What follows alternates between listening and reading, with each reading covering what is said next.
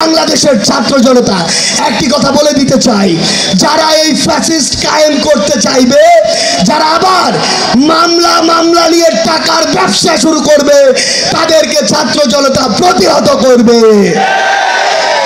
আমরা যদি একবার রাস্তায় নামি, তাহলে এসব অপশাসন, দুঃশাসন, সিন্ডিকেট আর চাঁদাবাজের যারা প্রেতাত্মা রয়েছে, তাদেরকে আমরা সমূলে উৎপাটন করব।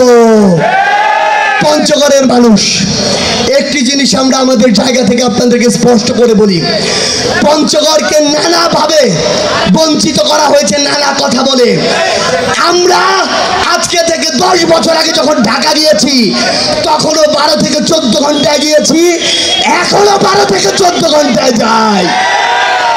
আমরা ওই ফ্যাসিস্ট হাসিনা সহ সকলকে একটি জিনিস স্পষ্ট করে বলে দিতে চাই, এই যে পঞ্চগড়, ঢাকা থেকে সবচেয়ে বেশি দূরত্ব এই পঞ্চগড়ের।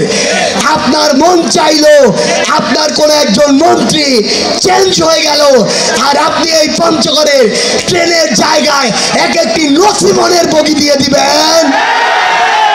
আমরা আমাদের জায়গা থেকে স্পষ্ট করে বলি, যদি আজকের পর থেকে এই পঞ্চগড় নিয়ে কোনো বৈষম্য হয়, তাহলে বাংলাদেশ, ভারত, নেপাল, ভুটান, এই 4 দেশের যে সীমান্ত, এই 4 দেশের যে গলা, এই 4 দেশের যে নিঃশ্বাস, এই 4 দেশের যে হৃৎপিণ্ড, সেই হৃৎপিণ্ড তেঁতুলিয়া বাংলা বান্ধব আমরা চিরতরে বন্ধ করে দিব।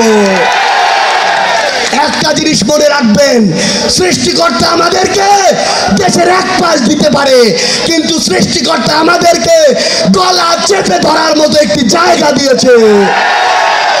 পঞ্চগড়ের মানুষ মনে রাখবেন, আজকে নয়, আজকে থেকে আগামীর বাংলাদেশে আমরা আমাদের বৈষম্য বিরোধী ছাত্র আন্দোলনের পক্ষ থেকে একটি কথাই বলতে চাই, আজকের পর থেকে কোনো মানুষকে পোশাক দেখে বিচার করা যাবে না।